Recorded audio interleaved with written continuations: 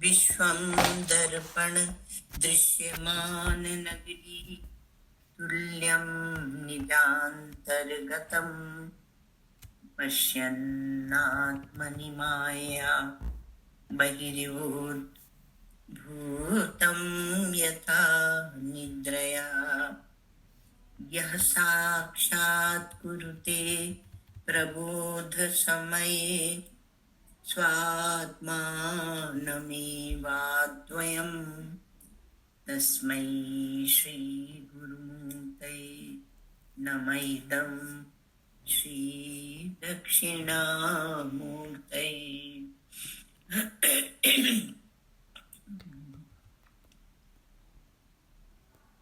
सा दृष्टि सूक्ष्मलक्ष्या स्थिरचर विषया वासना स्पर्श शून्या सा दृष्टिर्दृश्यमुक्तं करणमिव परं सम्प्रसादैकरूपा सा दृष्टिर्यत्र नान्यत् सकलमविकलं ब्रह्म प्रत्यक् प्रशान्तं श्रीपूर्णानन्दनेत्र द्वयरसविलसत् पूर्णकारुण्यमात्रम् अखण्डानन्द सम्बोध मूर्तये ब्रह्ममूर्तये सुधास्मित समाश्लिष्ट नेत्रान्तस्फूर्तये नमः।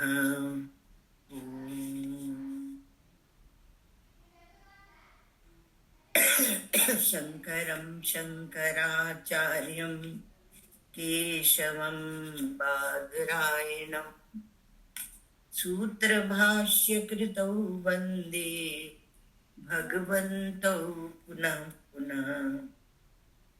ईश्वरो गुरुरात्मेति मूर्तिभेदविभागिने व्योमवद्व्याप्तदेहाय दक्षिणामूर्तये नमः।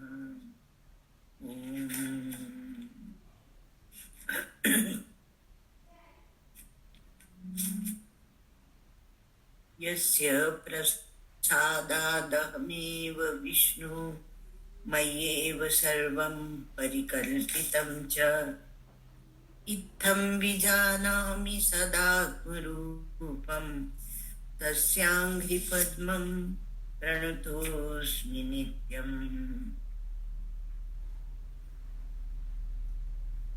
हम लोगों ने देखा अध्यास की चर्चा चल रही है उसमें, और ये क्या है? भ्रांति। अध्यास माने भ्रांति। तो ये भ्रांति अध्यास की जो चर्चा चल रही है जिसमें भ्रांति होती है उसको अधिष्ठान कहते हैं। अधिष्ठान से विषम सत्ता वाला जो अवभास होता है, प्रतीति होती है, वही अध्यास है। अथवा अपने अभाव के अधिकरण में भासमान होने के कारण अभाव के अधिकरण में तो जो उसकी प्रतीति है उसको बोलते हैं अध्यास। अब यहाँ हम लोगों ने दो अध्यास देखे थे, एक स्वरूपाध्यास और दूसरा संसर्गाध्यास। आप लोग इस पर थोड़ा विचार करेंगे क्योंकि दृष्टांत के साथ समझाया जा रहा है। तो दृष्टांत के साथ जब समझाया जा रहा है तो आपको समझने का पूरा प्रयत्न करना चाहिए। केवल ऐसे ही परिभाषा बता बता के नहीं छोड़ा जा रहा है, तो आपको समझने का प्रयास करना चाहिए और जहाँ नहीं समझ में आए वहाँ पूछना चाहिए। तो एक दिन हम लोग प्रश्नोत्तर के लिए रख लेंगे। तब इसमें आया स्वरूपाध्यास और संसर्गाध्यास। तो स्वरूपाध्यास और संसर्गाध्यास पहले मुख्य रूप से ये दो प्रकार बताएंगे। ये दो प्रकार जो है ये बताएंगे ना। स्वरूपाध्यास और संसर्गाध्यास, और अथवा तो ज्ञानाध्यास और अर्थाध्यास, ऐसे दो प्रकार भी बताए गए। तो अनात्मा और आत्मा का अध्यास होता है। युष्मद् अस्मद् प्रत्यय गोचरयोः विषय विषयिनोः तमः प्रकाशवद् विरुद्ध स्वभावयोः, ऐसे भगवान शंकराचार्य अपने मंगलाचरण में ब्रह्म सूत्र में कहते हैं। तो उसमें कहा इतरेतर भावानुपत्तो सिद्ध, एक का दूसरे में भाव है अभाव है। तो इसमें क्या कि अनात्मा और आत्मा का अध्यास होगा, अस्मत् युष्मत्, तो मतलब अनात्मा और अनात्मा का मुख्य रूप से अध्यास बताया जाता। तो इसमें जो अनात्मा है, अनात्मा वह क्या है, अपने स्वरूप से ही आत्मा में अध्यस्त है, अर्थात अनात्मा का कोई अस्तित्व नहीं है। जैसे मैं के बिना यह का कोई अस्तित्व नहीं है, मैं है तो यह है, और यह नहीं है तब भी मैं तो है। तो मैं के बिना यह का कोई अस्तित्व नहीं है। ये अस्मद् युष्मद् वहां कहा, अथवा आप कहिए अहम और इदम। तो अहम और इदम, तो इदम क्या है कहा, वो अनात्मा है, और मैं क्या है, वह आत्मा है। मैं है तो ये सब की सिद्धि होती है मैं से ही। तो अनात्मा का जो स्वरूप है वो स्वरूप ही आत्मा में अध्यस्त है। यदि आत्मा का अधिष्ठानत्व, आश्रयत्व, आधारत्व हटा दिया जाए तो इदम की सिद्धि नहीं होती, वो स्वरूप से ही अध्यस्त है। और जो पदार्थ स्वरूप से ही अनिर्वचनीय उत्पन्न होता है उसी को कहते हैं स्वरूपाध्यास। स्वरूप से ही अनिर्वचनीय उत्पन्न होता है। जैसे शुक्ति में रजत उत्पन्न होता है तो स्वरूप से ही अनिर्वचनीय उत्पन्न होता है। शुक्ति के स्तर में रजत का जो स्वरूप है वह स्वरूप ही अनिर्वचनीय उत्पन्न हो जाता है। इसलिए इसको कहते हैं स्वरूपाध्यास। तो अब कोई कहे स्वरूपाध्यास तो आपको समझ में आ जाना चाहिए, आपको कोई उसमें आपत्ति नहीं होनी चाहिए, क्योंकि वो स्वरूप से ही अध्यस्त है। और भी दृष्टांत जो पहले दे आए हैं, जैसे स्थाणु में अर्थात ठूंठ में जो पुरुष की प्रतीति होती है, चोर की प्रतीति होती है, तो स्थाणु तो हो गया अधिकरण, और उसमें चोर कहीं है नहीं, पर चोर की प्रतीति अंधकार में होती है। सीप में रजत की प्रतीति होती है, और रस्सी में सांप की, ये सब प्रतीतियां हैं, ये होती हैं, है ना। तो इसको बोलते हैं क्या, स्वरूपाध्यास। तो स्वरूप से ही अध्यस्त है। ठीक। अच्छा, मैं अज्ञानी हूं जब ये कहते हैं, वह एक लाइन से दृष्टांत दिए गए थे, है ना। तो अज्ञान का शुद्ध चेतन के साथ अध्यास बनता है। शुद्ध चेतन में अध्यास बनता है। चेतन ज्ञान वह कभी अज्ञानी होता नहीं। मैं हूं, एक तो मैं अज्ञानी हूं, दूसरा मैं हूं, ये भी अज्ञान से उपयुक्त चेतन, ये अहंकार का अध्यास बन रहा है। मैं सुखी हूं, मैं दुखी हूं, मैं करता हूं, मैं भोगता हूं, इस प्रकार से सुख दुख काम संकल्प आदि अंतःकरण के धर्मों का अंतःकरण उपहित चेतन में, जो चेतन है वहां, उसमें अध्यास बन रहा है। जैसे कि जो घटाकाश है, तो आकाश तो असंग है, पहले हम लोग आत्मा के गुण देख आए ना, तो वह तो असंग है, वो संग भ्रांति होती है पहले, है ना। तो ये संग कितने प्रकार की भ्रांति आपको बताई गई थी, एक बार दोहरा लो। तो ये भेद भ्रांति होती है, फिर कर्ता भोक्ता पने की भ्रांति होती है, फिर संगम भ्रांति होती है, फिर विकार भ्रांति होती है, और फिर उसके बाद में पांचवी कौन सी थी? जगत के सत्यत्व की भ्रांति। ब्रह्म से भिन्न जगत के सत्यत्व की भ्रांति, उसकी निवृत्ति के लिए सुवर्ण और उसके आभूषणों का दृष्टांत था। तो मैं अज्ञानी हूँ, मैं सुखी हूँ, मैं दुखी हूँ। तीसरी बात तो उसमें क्या हुआ कि मैं जो परिचिन्न हूँ, मैं परिचिन्न आत्मा अपने को जानता नहीं हूँ कि मैं ज्ञान स्वरूप हूँ, तो मैं अज्ञानी हूँ, है ना। और मैं जानता नहीं हूँ कि अज्ञान के से उपहित जो चेतन है उसके, जैसे कि आपको बता रहे थे कि घट में जो घटाकाश है, तो घटाकाश कहीं लिप्त नहीं होता, वह निर्लिप्त रहता है। तो फिर उसमें अंतःकरण का या अहंकार का अध्यास कर लेते हैं, वो सहज ही होता रहता है, पैदा होते हैं तब से, क्योंकि अज्ञान अनादि है। फिर क्या? मैं सुखी हूँ, मैं दुखी हूँ, मैं करता हूँ, मैं भोगता हूँ, तो ये सब अज्ञान उत्पन्न होता है। फिर मैं, अब ये क्या हुआ आपके जीवन में क्या हुआ? ज्ञान का विवर्त अज्ञान आ गया, और सुख जीवन का विवर्त वो मैं छोटा सा अंतःकरण वाला हूँ, और मैं सुखी दुखी हूँ अर्थात आनंद का विवर्त। तीन बात हो गई।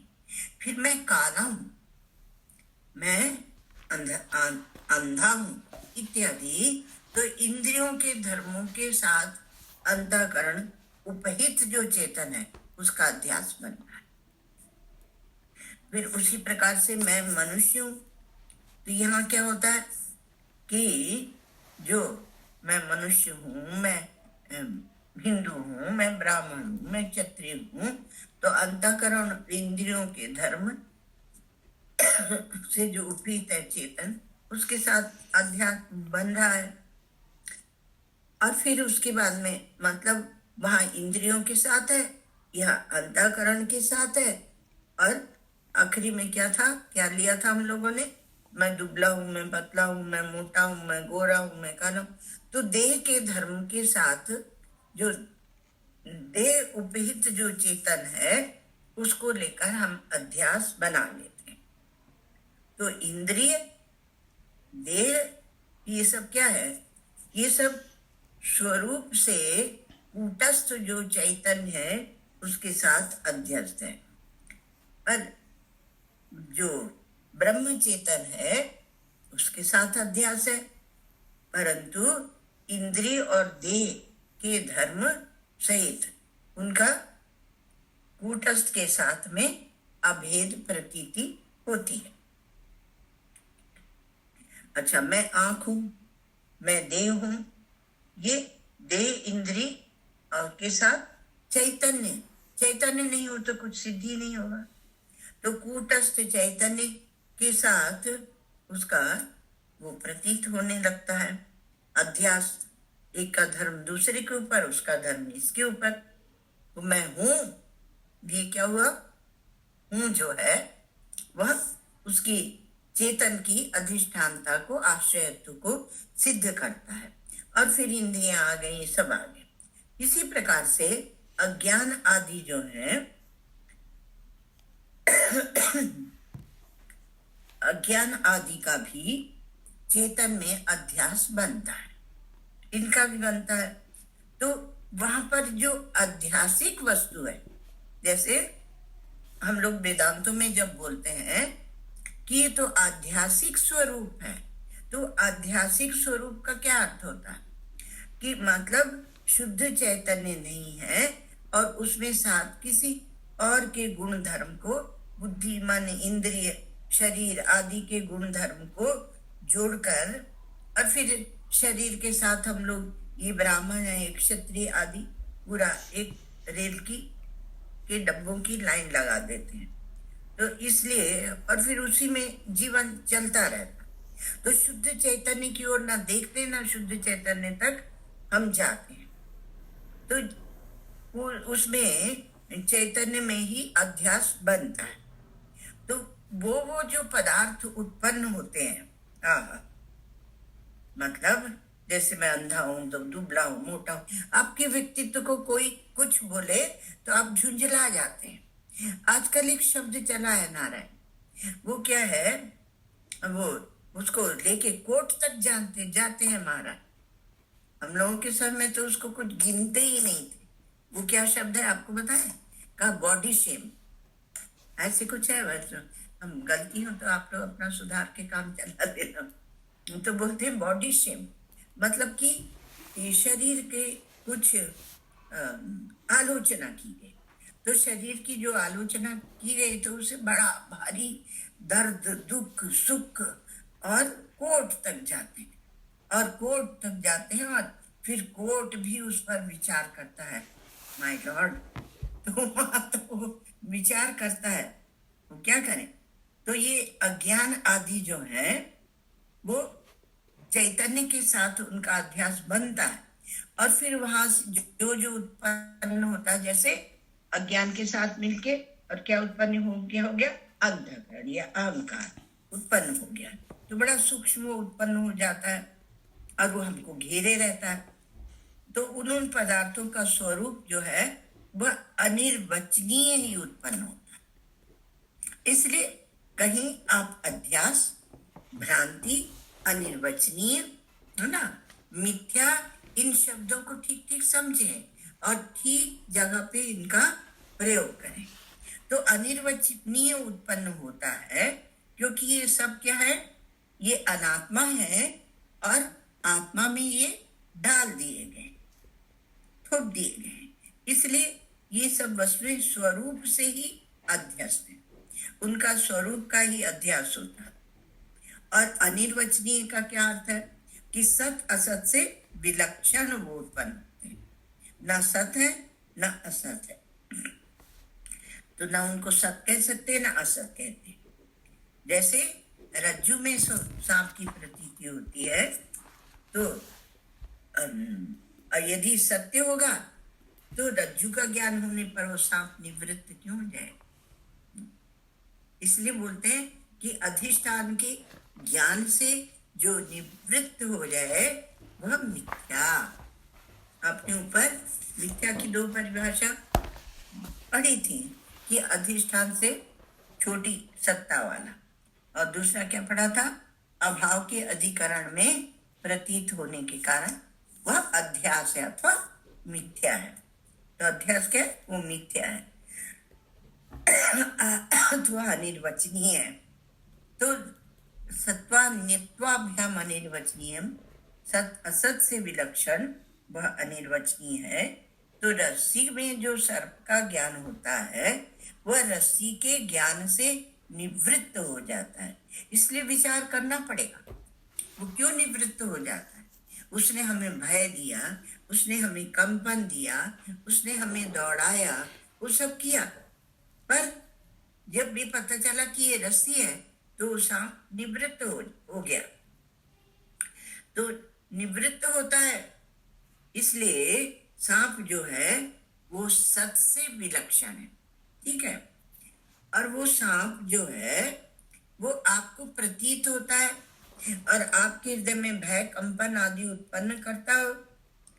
तो यदि नितांत असत होता तो बंध्या पुत्र की तरह उसकी प्रतीति नहीं होनी चाहिए। बंध्या का पुत्र होता ही नहीं, केवल शब्द मात्र है, तो उसकी प्रतीति नहीं होनी चाहिए, पर प्रतीति होती है, इसलिए वह असत से विलक्षण है। तो एक तीसरी एक भूमिका बनाई गई और उसको कहा गया अनिर्वचनीय अथवा तो मिथ्या। तो मिथ्या क्या है? ये मिथ्या क्या है? ये वास्तव में जिज्ञासु को एक आश्वासन है, क्योंकि वह सहसा संपूर्ण दृश्य प्रपंच को असत नहीं कर सकता। सिद्धांत में तो नासतो विद्यते भावो ना भावो विद्यते सता, भगवान गीता में प्रारंभ में कहते हैं 16वें श्लोक में, दूसरे अध्याय के 16वें श्लोक में। तो वो क्या है, सिद्धांतोपनिषद है, तो सिद्धांत में तो वहां ऐसे कहते हैं। लेकिन क्या है कि हम असत नहीं कह पाते। असत की बात छोड़िए, लोग तो मिथ्या कहने को भी तैयार नहीं है, वो कहते नहीं है। और इसी कारण से आप देखेंगे कि जब स्वप्न को मिथ्या कहा जाता है कि सत हरि भजन जगत सब सपना, तो स्वप्न की कुछ ना कुछ सत्ता वो बताते हैं। कैसे बताते हैं? तो बोलते हैं कि देखो भाई, वो कहीं हमारे उसके संस्कार थे, इसलिए हमारे दिमाग ने, हमारे मन बुद्धि ने उसको प्रकट किया, उसको प्रोजेक्ट किया, उसको हमारे सामने प्रस्तुत किया। अथवा तो कुछ भविष्य में होने वाला है, इस कारण से वो स्वप्न हमें आया। जो स्वप्न का गणित लगाते फिरते, स्वप्न शास्त्र स्वप्न का या पूर्वाभास होता है या पहले हो गया है उसका देखते हैं हम।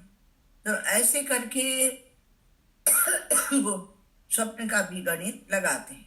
पर है क्या सचमुच जो स्वप्न की वस्तुएं हैं, वो है क्या? आदावंते चयन्नास्ति वर्तमाने भी तथा, पहले नहीं है और बाद में नहीं है। तो वर्तमान में जब स्वप्न दिखता है तब भी वह नहीं है। हाँ, वितत है ही, इसलिए उसको वितत कहते हैं, अर्थात उसमें कोई तथ्य नहीं, विगत तथ्य वितत। तो वितत ही वितत ही हम उसको जानना हमें चाहिए। तो ये स्वरूपाध्यास, अर्थात वो वस्तु स्वरूप से ही अध्यस्त है और अनिर्वचनीय उत्पन्न होती है, वो नितांत असत भी नहीं है, तो इसलिए उनको मिथ्या भी कहते हैं। तो एक सत्य है और एक असत्य है, और बीच में एक कैटेगरी बना दी, उसको कहा मिथ्या। अब किसी को मिथ्या से भी भय लगता है, तो ये जो स्वरूपाध्यास है उसमें केवल धर्म का अध्यास नहीं होता, धर्म सहित धर्मी का भी अध्यास होता है और अन्य तरह अध्यास भी होता है। ये सब उसमें समा जाते हैं, है ना। उसी प्रकार से जो 5 प्रकार की भ्रांति बताई गई थी, ठीक है ना, उसमें जो संग भ्रांति है, संग भ्रांति, वो तो संसर्गाध्यास में समा जाए। संसर्गाध्यास अथवा तो संबंधाध्यास, इसकी चर्चा हम लोग अभी करेंगे, क्योंकि इसमें क्या है, आत्म तत्व का संसर्ग अनात्मा से हो जाता है, होता नहीं है पर ऐसा मान लिया। तो इसमें वो संग भ्रांति जो है वो तो संसर्गाध्यास में समा जाएगी। और बाकी की 4 भ्रांति कौन सी? भेद भ्रांति, कर्ता भोक्ता पने की भ्रांति, विकार की भ्रांति और जगत की सत्यता की भ्रांति, ये सब के सब स्वरूपाध्यास के अंतर्गत चली जाती, उसमें आ जाती है। अब ये संसर्गाध्यास या संबंधाध्यास क्या है? तो कहा कि जहां जो पदार्थ जो उत्पन्न होता है अध्यासिक, उस पदार्थ का स्वरूप तो पहले से ही सिद्ध होता है, और वो फिर मतलब व्यावहारिक हो अथवा पारमार्थिक हो, अर्थात दृष्टांत में हो या दार्ष्टान्तिक में हो, तो व्यावहारिक हो या पारमार्थिक हो, और अनिर्वचनीय संबंध वहां उत्पन्न हो जाता है, इसलिए उसको बोलते हैं संसर्गाध्यास। अथवा समझने के लिए उसको कहो संबंधाध्यास। तो आत्मा का स्वरूप तो है सत्य, और इसलिए वह अध्यस्त नहीं है आत्मा, पर उनका उस आत्म तत्व उसका जो संसर्ग होता है अनात्मा के साथ, बुद्धि के साथ, मन के साथ जो संसर्ग होता है, तो वह संसर्ग जो है अनात्मा के साथ वह अध्यस्त है। अध्यस्त माने अनिर्वचनीय उत्पन्न होता है, इसलिए उसको बोलते हैं संसर्गाध्यास। अध्यस्त की परिभाषा तो आपको याद है ना, अध्यास की परिभाषा आप भूलिएगा नहीं, उसको याद रखें। तो वो अध्यस्त है, मतलब आपको एक बार बताया था कि भ्रांति ज्ञान का विषय जो मिथ्या वस्तु है वह, और भ्रांति ज्ञान, जो भ्रांति ज्ञान हो रहा है, दो विभाग कर दिए जाते हैं। भ्रांति ज्ञान जो हो रहा है वह, और इनके संबंध से जो अध्यासिक वस्तु उत्पन्न होती है वो दूसरा है। तो इसको अध्यास अथवा तो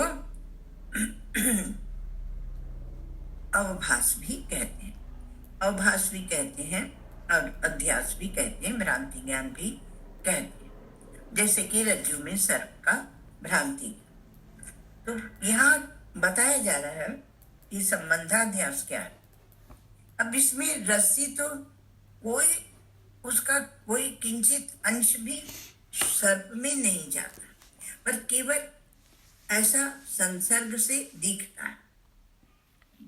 तो व्यवहारिक होगा पदार्थ, जब व्यवहारिक होगा, जैसे रस्सी में सांप उत्पन्न हो गया, अथवा पारमार्थिक होगा कि जैसे आपको लगने लगा कि स्वप्न सत्य है, और अब जो अनिर्वचनीय जो वस्तुएं उत्पन्न हुई है, मिथ्या जो वस्तुएं उत्पन्न हुई है, तो आप कहते हैं कि नहीं उस समय तो सत्य थी ना भाई, उस समय भी स्वप्न में भी वो सत्य नहीं थी, पर आप कहते नहीं वहां सत्य थी। तो आत्मा का स्वरूप सत्य है और वह अध्यस्त नहीं होता है, पर उसके संसर्ग के कारण जो अनात्मा है उसके उसमें अध्यास होता है। तो अनात्मा अध्यस्त है। अनात्मा अध्यस्त है क्यों? आत्मा के संसर्ग के कारण, इसलिए उसको बोलते हैं संसर्गाध्यास। जैसे आप मुख को जब दर्पण में देखते हैं, मुख को दर्पण में आप देखते हैं, तो आपके मुख का दर्पण के साथ कोई संबंध नहीं, क्योंकि दोनों पदार्थ मुख और दर्पण ये व्यावहारिक हैं। दर्पण अलग रखा हुआ और मुख अलग रखा हुआ, तो लेकिन वहां दर्पण में मुख का संबंध प्रतीत होता है। अब दर्पण में देखकर और अपने कपाल में तिलक लगाते, तो इसलिए वहां पर वो व्यवहारिक एक संबंध बना हुआ। तो मुख जो है दर्पण में जो मुख का संबंध है वह प्रतीत होता है, वास्तविक नहीं है। उसको व्यवहारिक भी कहते हैं और उसको अनिर्वचनीय संबंध भी कहते हैं कि अनिर्वचनीय ही वहां संबंध उत्पन्न होता है। जैसे आपका जो वस्त्र है वह लाल है, तो आप कहते हैं ये लाल है, तो ऐसी एक प्रतीति होती है, लाल रंग वाला वस्त्र है। तो लाल रंग का वस्त्र के साथ तादात्म्य संबंध है उसके साथ में। और लाल रंग जो कहाँ से आया, मान लो टेसु के फूल से आया, तो लाल पने का तादात्म्य संबंध तो फूल में है, वस्त्र में नहीं है। बस वस्त्र के साथ संसर्ग पाके वह लाल दिखने लगा। तो लाल रंग वाला कोई भी पुष्प करके उससे पहले रंग में रंगा जाता था। तो लाल रंग वाला जो कुसुम पुष्प है उसका और वस्त्र ये दोनों का संबंध क्या व्यावहारिक है, और उनका जो तादाद में संबंध है कि ये लाल वस्त्र है यह अनिर्वचनीय ही उत्पन्न होता है। एक दृष्टांत, और दूसरा दृष्टांत कि जैसे दोनों दृष्टांतों को आप समझना ठीक से। जैसे लाल स्फटिक, तो इसमें लाल पने का तादाद में संबंध सफेद स्फटिक में केवल मात्र भासता है।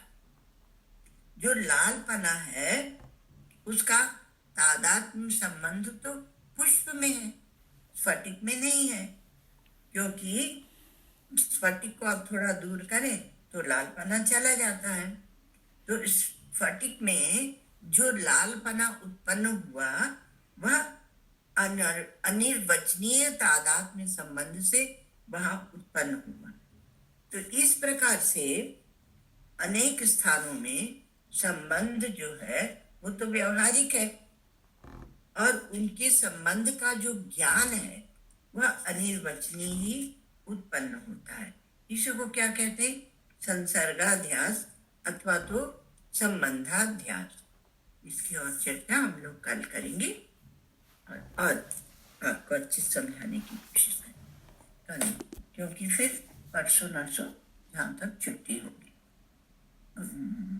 क्या बोलते हैं? पूर्णिमा है ना, पूर्णिमा और प्रतिपदा। ओम कल तो है।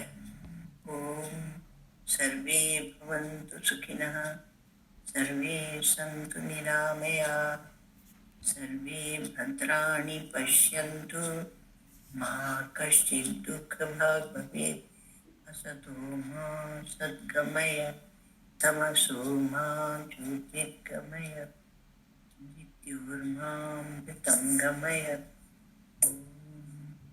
पूर्णमदः पूर्णमिदं पूर्णात् पूर्णमुदच्यते, पूर्णस्य पूर्णमादाय पूर्णमेवावशिष्यते।